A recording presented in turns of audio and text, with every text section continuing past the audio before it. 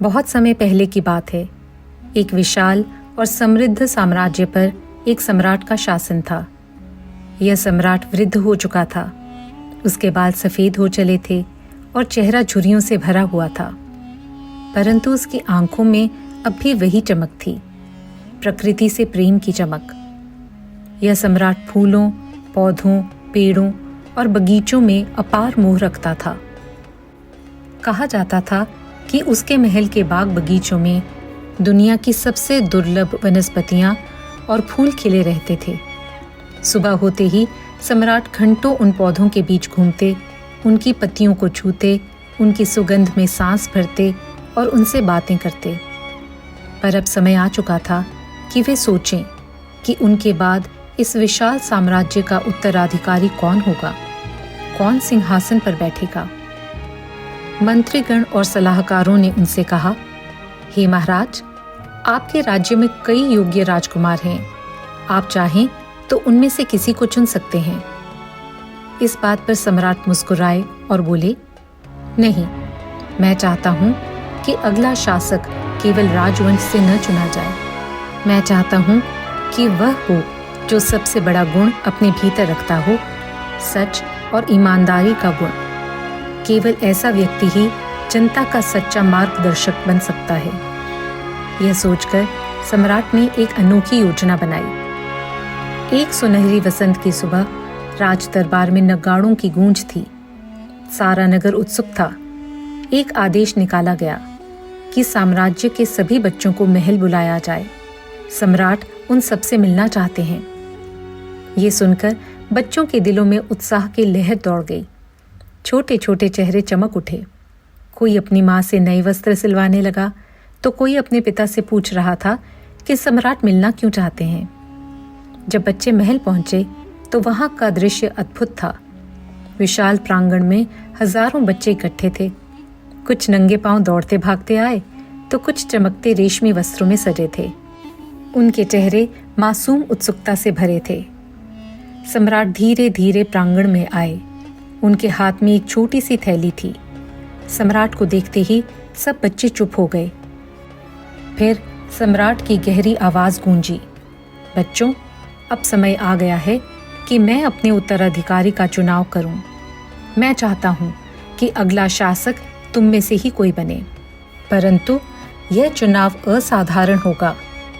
मैं तुम में से हर एक को एक विशेष बीज दूंगा। तुम सब इसे घर ले जाओ, इसे जमीन में बीजो, पानी दो और इसकी देखभाल करो। और ठीक 1 वर्ष बाद इसी दिन तुम सब अपने अपने पौधे मुझे दिखाओगे।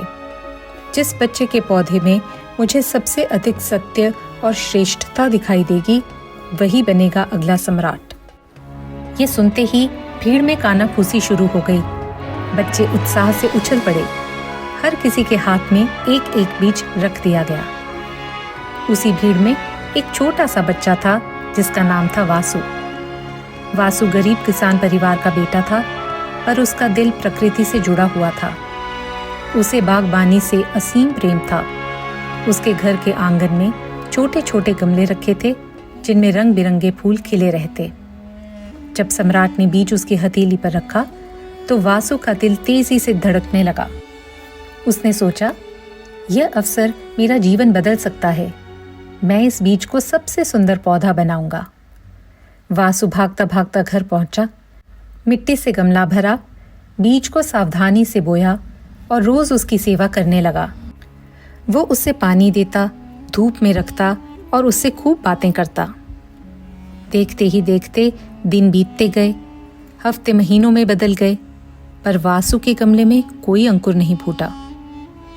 गांव के अन्य बच्चों ने खिलखिलाते हुए उसे बताया, देखो वासु, मेरे पौधे में छोटे फूल आ गए हैं। दूसरे ने कहा, और मेरे पौधे में तो हरी हरी पत्तियां निकल आई हैं वासु। ये सुनकर वासु का मन डगमगाने लगा। वो चिंतित हो उठा। उसने गमले को नई मिट्टी में लगाया, नदी से ताज़ा पानी लाकर सींचा, यहाँ तक कि पौधे को बड़े गमले में भी लगा डाला, परंतु हर बार वही परिणाम, गमला खाली। उसके दिल में निराशा घर करने लगी। वो अक्सर चुपचाप गमले के पास बैठकर कहता, क्यों नहीं उगते मेरे बीज? क्या मैंने कुछ गलत किया है? ये सुनकर उसकी माँ ने उसे ढाढ़स बंधाया। बेटा, तूने अपनी पूरी कोशिश की है, यही सबसे बड़ी बात है। मेहनत और ईमानदारी कभी व्यर्थ नहीं जाती। देखते ही देखते 1 वर्ष बीत गया। वसंत का वही दिन फिर आया। राजमहल का प्रांगण रंगीन फूलों से भर उठा। हर बच्चा अपने सबसे सुंदर पौधे लेकर आया था। किसी के गमले में लाल गुलाब खिले थे, किसी के पौधे पर पीले सूरजमुखी झूम रहे थे। वहां का वातावरण फूलों की खुशबू से महक रहा था। वासु भी आया, पर उसके हाथ में केवल एक खाली गमला ही था। उसके कदम भारी थे।